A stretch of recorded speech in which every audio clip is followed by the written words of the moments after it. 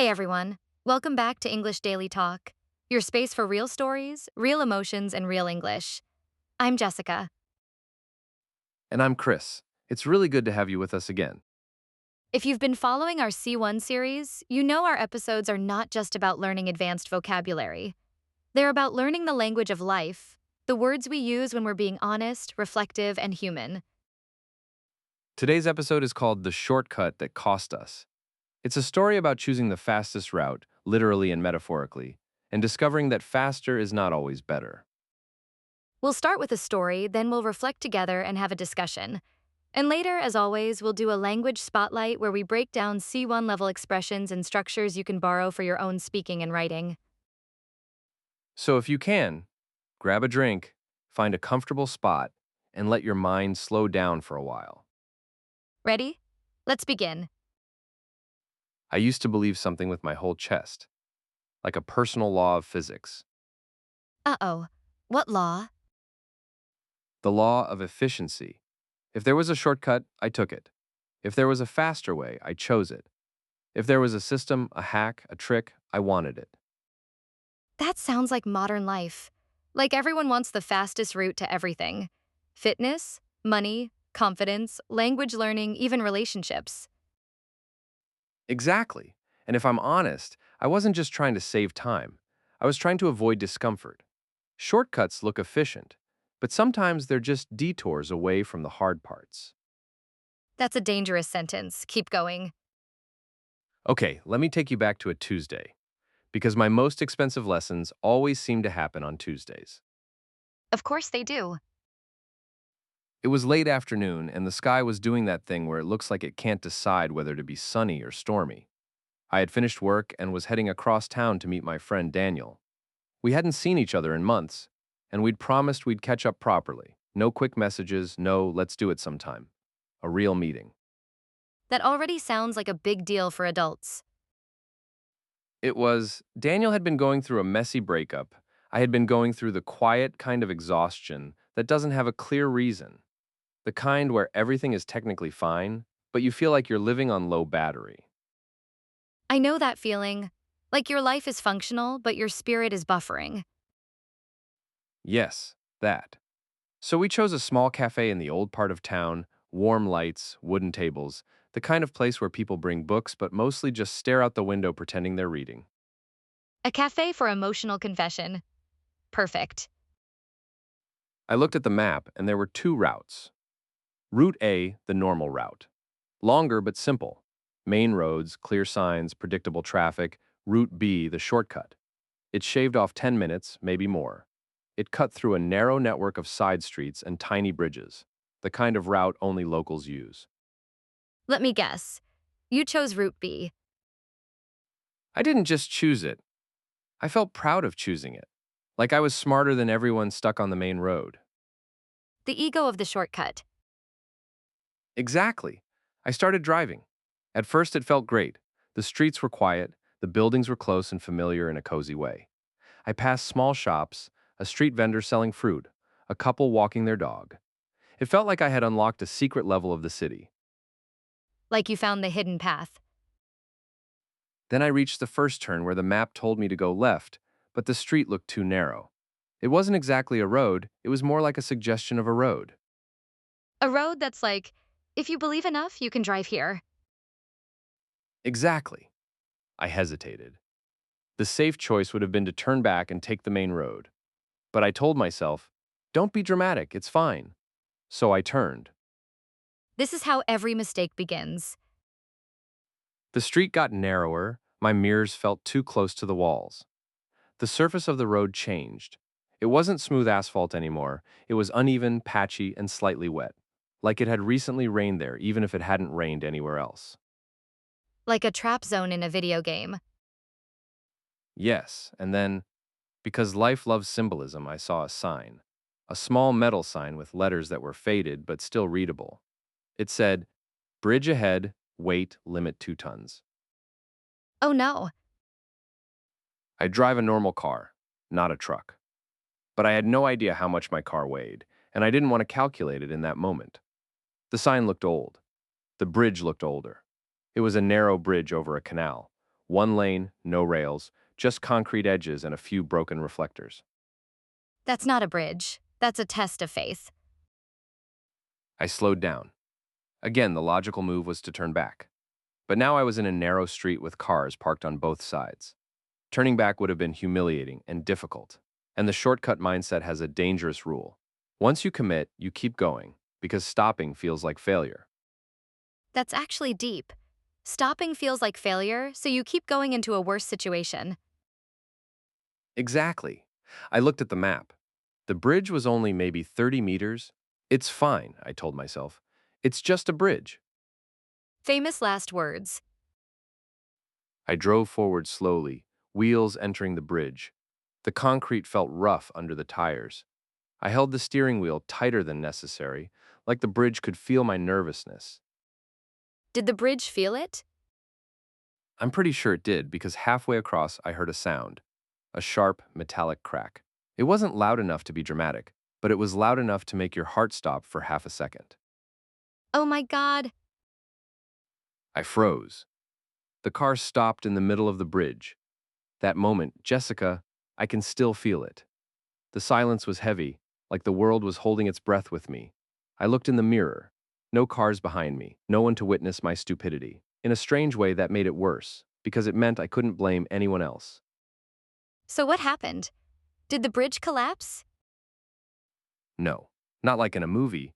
Nothing fell into the water, but I felt the car dip slightly, just a little, like the bridge sighed in frustration. That's terrifying. I didn't know what to do. Reverse, drive forward? Either way, I'd be moving on something that might not be stable. My brain started doing that thing where it plays every possible disaster scenario at full volume. The anxiety playlist. Exactly. I took a deep breath, tried to calm down, and slowly drove forward. Very slowly. Like an old man walking downstairs. Slow enough to apologize to the bridge with every centimeter. Yes, I made it across. But when my front wheels touched solid road again, I didn't feel relief. I felt embarrassment. Because I knew something I didn't want to admit. I had taken a shortcut because I wanted to feel clever, and now I was paying for it.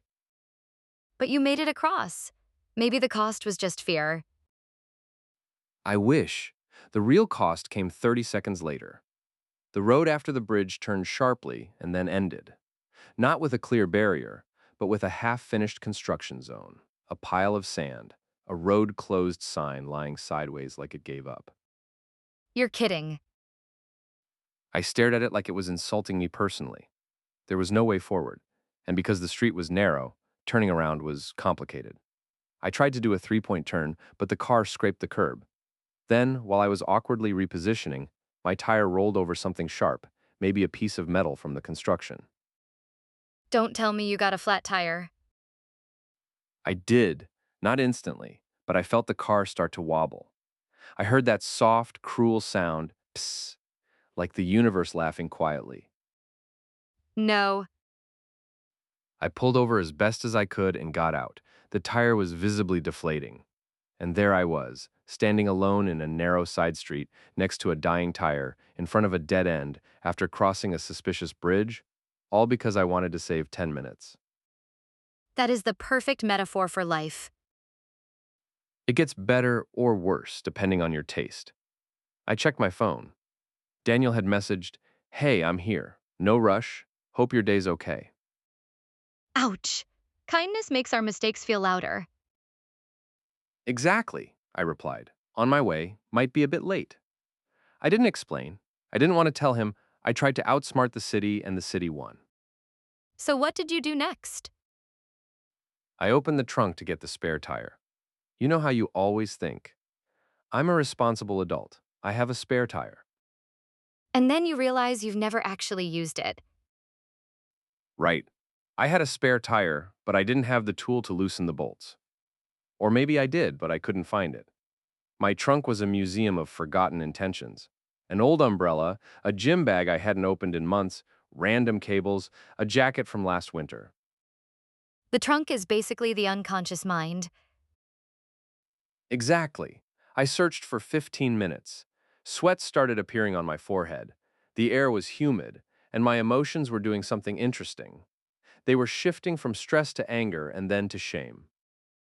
Shame always shows up late, but it shows up strong. Yes, I finally found the tool buried under a box I didn't even remember owning. I started changing the tire. I watched a tutorial on my phone because I wasn't confident. Imagine, I'm sweating on the side of a street, watching a video called How to Change a Tire in 5 Minutes. And it takes you 45 minutes. Exactly. And while I was doing it, a man walked by. He was older, maybe in his 60s, wearing a simple shirt and sandals. He stopped, watched me for a few seconds, and then said very calmly, "Shortcut." He knew. He knew immediately. I laughed awkwardly and said, "Yeah, I thought it would be faster." What did he say? He shrugged. "Sometimes faster is slower," he said. Then he pointed down the street and added, "This road changes every month. Construction, flooding. People always try. People always learn." That's such a wise sentence. Sometimes faster is slower. Then he offered to help. He didn't make fun of me, he didn't lecture, he just helped me lift the car slightly and tighten the bolts properly. 5 minutes with him saved me 20 minutes of struggle. There's a second metaphor. Help is the real shortcut. Exactly. We finished. I thanked him. He nodded, said drive safe, and walked away like he had done this 100 times. How did you feel after? A strange mix. Relief because the car was okay, but also disappointment in myself. Not because I made a mistake, but because the mistake came from a mindset I didn't want to admit I had, the mindset of skipping the process. The mindset of avoiding the main road of life. Yes, I finally turned back, carefully drove back across the same bridge, this time with a new level of respect, and took the main road. The slow road, the honest road. Did you meet Daniel? I did. I arrived late, sweaty, slightly dirty, and humbler than I had been in years. Daniel looked up and smiled. "Rough commute?" he asked. And you told him? I tried to be cool. I said, "You could say that." But then I laughed, and the whole story came out. The narrow street, the bridge, the dead end, the flat tire, the old man who guessed it with one word.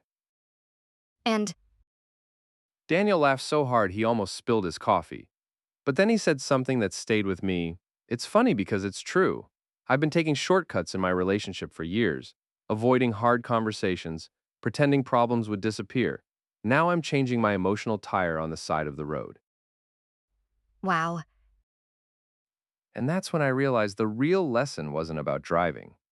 It was about how often we choose the quick option because we want results without friction. no friction, no growth. Exactly. And the cost isn't always dramatic. Sometimes the cost is small, a little stress, a little time, a little money. But sometimes it's bigger, lost trust, delayed learning, weak foundations. So the shortcut doesn't just save time, it changes the whole story. Yes. And that night after we talked for hours, I drove home on the main road.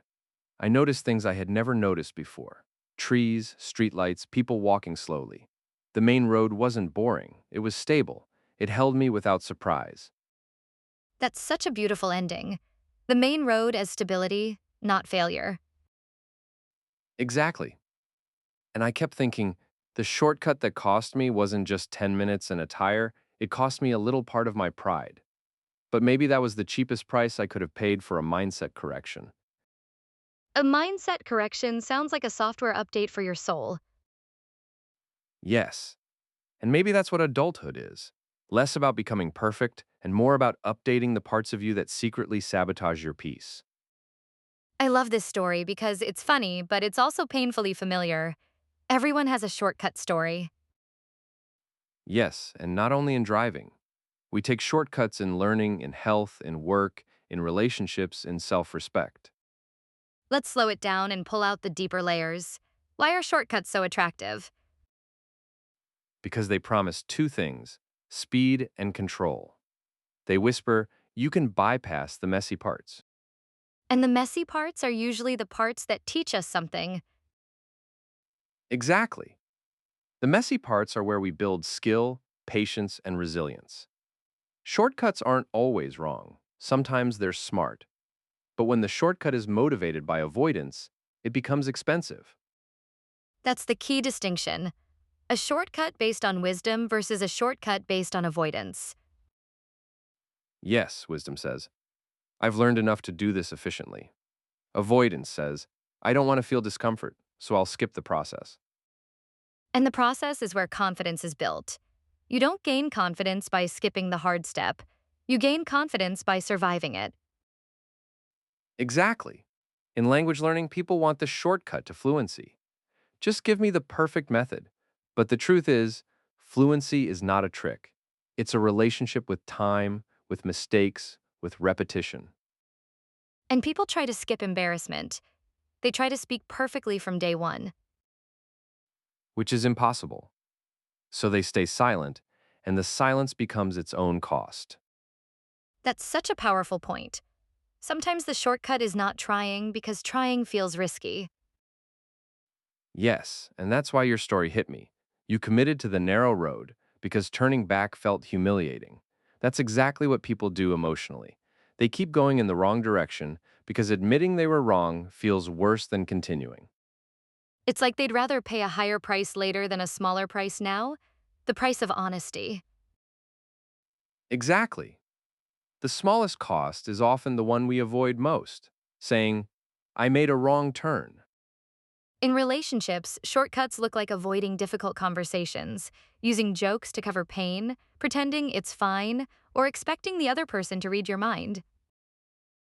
Yes, those are emotional shortcuts, and they usually create emotional flat tires later. Resentment, confusion, distance, sudden blowups. In work, shortcuts look like copying without understanding, rushing the project, ignoring feedback, or pretending you know something when you don't. And that can damage trust. It can also damage your skill growth because you might finish faster, but you become weaker. So, how do we know when a shortcut is wise and when it's avoidance? Here are a few questions. 1. Am I choosing this because I've done the hard work already? 2. Or am I choosing this because I want to avoid feeling uncomfortable? 3. If this fails, what will it cost me? 4. If I take the longer route, what will I gain? I love that. Also, I'd add 5. Is this shortcut stable or is it fragile? Yes, the fragile shortcut is the one that collapses under pressure, like your bridge. And the stable, long road is the one that holds you even when you're tired. Exactly. And that's why the story ends with you noticing the trees and streetlights. When we stop obsessing over speed, we actually see our life. That might be the biggest lesson. The shortcut mindset makes you blind to the present. Yes, you're always rushing toward the next thing, but you miss the part where you're actually alive. Okay, let's make this personal. What's one shortcut you've taken in life that ended up costing you? I'll start with a small one and a big one. The small one, trying to learn a skill by watching tutorials without practicing. Oof, that's the internet in one sentence. I would binge videos and feel productive, but I wasn't building the muscle. I was building the illusion of progress. Then, when it came time to actually perform, I panicked. That's such a common trap, consuming knowledge instead of practicing it. Exactly. The bigger shortcut was emotional. I used to avoid difficult conversations by being easygoing. I thought I was being mature, but I was actually avoiding conflict because I didn't know how to handle it. And what did it cost you? It cost me clarity. People didn't know what I needed because I didn't say it. And later, I felt unseen like they should have known. But how could they? That's so honest, and I think many people do that. They call it peace, but it's actually fear of discomfort. Yes, real peace can include uncomfortable honesty. Fear-based peace is just silence. My shortcut story is also emotional. I once tried to fix a friendship by being extra nice, sending gifts, checking in constantly, without addressing the real issue. What was the real issue? I felt taken for granted, but instead of saying, hey, I feel hurt, I tried to earn better treatment through effort. That's such a good example. Effort as a substitute for communication. Exactly. It cost me energy. And eventually I exploded, which was unfair because I hadn't given the person a chance to understand what was happening. That's the cost of shortcuts. Delayed honesty becomes heavier honesty. Yes, another question. Why do we connect speed with intelligence? Like you said, you felt proud of taking the shortcut. Because we admire efficiency. We praise people who work smart, not hard. But we forget that smart usually comes after hard. You earn the shortcut after you understand the road. So the shortcut isn't a starting point, it's a reward. Exactly. The problem is when beginners try to use advanced shortcuts without the foundation. In language learning, that's huge. People want idioms, accent, advanced words without building consistent speaking habits. And then they feel frustrated because the shortcut doesn't work. But the shortcut wasn't designed for them yet. So, what does the main road look like in a real, practical way? It looks like repetition. It looks like slow improvement. It looks like boring consistency. It looks like asking questions even when you feel stupid. It looks like showing up again and again. And that can feel painful because it doesn't give you quick dopamine. Exactly. The shortcut gives you quick dopamine. I save time. I hack the system. The main road gives you quiet confidence over time. The kind of confidence that doesn't collapse when life gets stressful. Yes. And it's not just about working harder, it's about working honestly, not skipping the parts that make you human. Mistakes, awkwardness, learning curves. I want to talk about the old man in your story. He said, "Sometimes faster is slower." I love that sentence. But he also helped you. He didn't shame you. He didn't act superior. That part mattered to me because the cost of shortcuts is already painful. Shame doesn't teach, support teaches. And he had seen this before. People always try. People always learn. That's such a compassionate view of human behavior. Yes, it reminded me our mistakes are not unique, and that can be comforting. We're not the first person to take a risky shortcut. We're not the first person to regret it, and we won't be the last. So maybe the goal is not never take shortcuts, but take them with awareness. Exactly. And take responsibility for the risk. If you choose the shortcut, don't be shocked when it has consequences. Also, be willing to turn back. That's a big one. Turning back is not failure, it's wisdom. Yes, the ability to turn back is emotional maturity. Let's give listeners a small exercise. If someone is listening right now and they feel stuck, how can they apply this idea today? Here are 3 steps. 1. Identify one area where you're rushing or avoiding discomfort. 2. Choose one main road action, a small, honest, consistent step. 3. Accept the slow pace as part of the deal, not as evidence that you're failing. That's beautiful. And I'll add, talk to yourself like that old man talked to you, firm but kind. Shortcut, not you idiot. Exactly. Kind awareness, not self-attack. Now let's shift into our language spotlight. We'll highlight advanced phrases and structures from today's episode and show you how to use them naturally. We'll give you meaning, usage tips, and a few example sentences you can steal. 1. Shave off time, meaning to reduce a small amount of time, cost, or effort. Examples. Taking the highway can shave off 10 minutes. I'm trying to shave off a little time in the morning routine. 2. With my whole chest, informal expressive meaning, strongly, confidently, with full conviction. Examples. I believed it with my whole chest. She defended her friend with her whole chest. 3. Bypass the messy parts, meaning to avoid the difficult or complicated stages. Examples. There's no way to bypass the messy parts of learning. He tried to bypass the conflict, but it came back later. 4. A suggestion of a road metaphor, meaning something that barely qualifies as what it claims to be. Examples. That plan isn't a strategy, it's a suggestion of a strategy.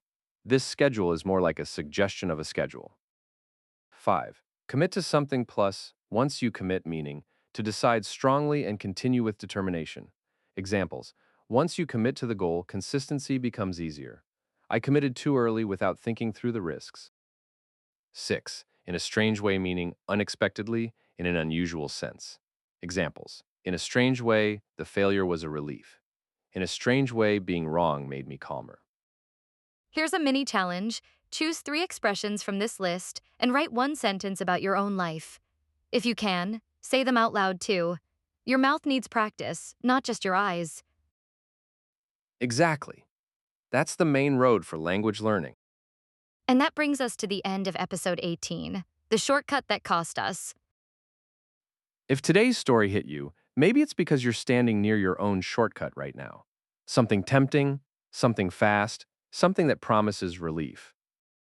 Remember, the main road isn't a punishment, it's a foundation. It's the path that holds you when you're tired. And turning back isn't weakness. Sometimes it's the bravest thing you can do. Thanks for spending this time with us. If you enjoyed this episode, you can save it, share it with a friend, or listen again while you're walking, commuting, or resting. We'll be back soon with another story, another conversation, and more real English for real life. Until next time, take care, speak kindly to yourself, and don't be afraid of the slow road.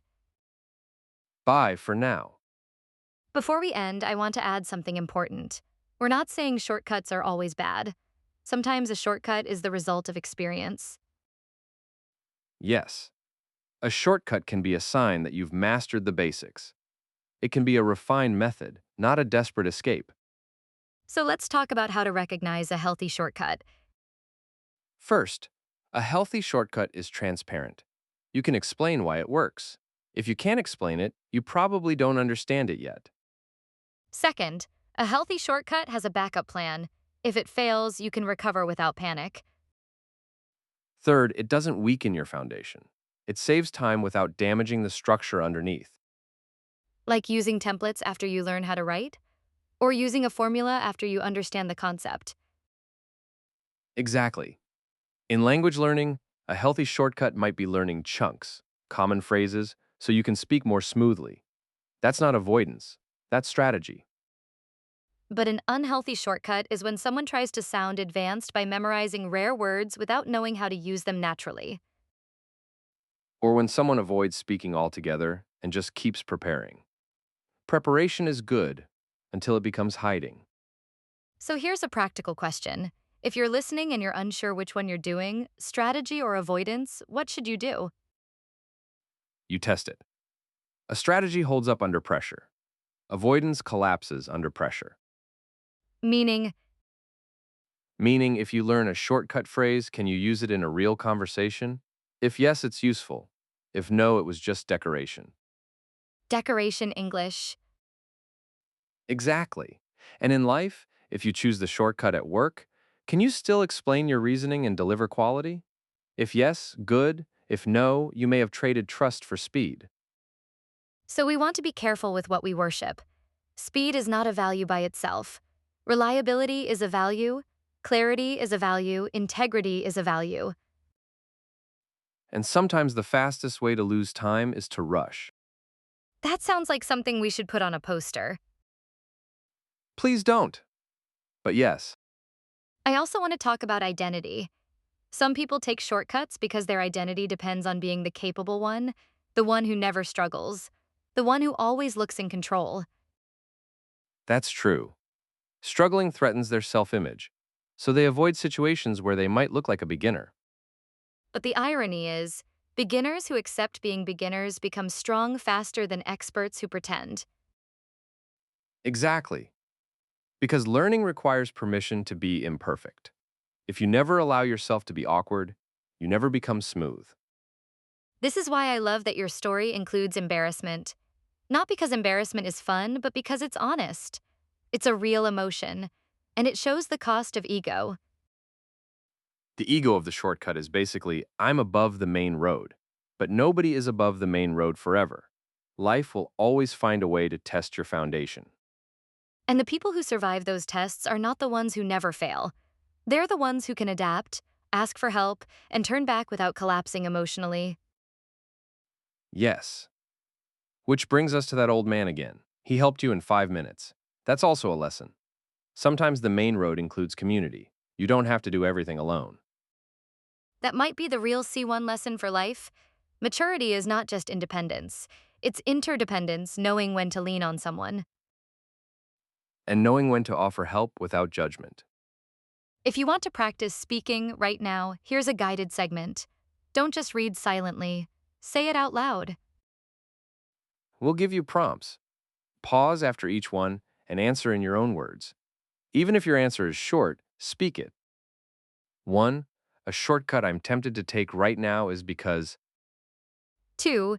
The main road in that situation would look like. 3. If I take the shortcut, the hidden cost might be 4. A time I turned back and it was actually wise was.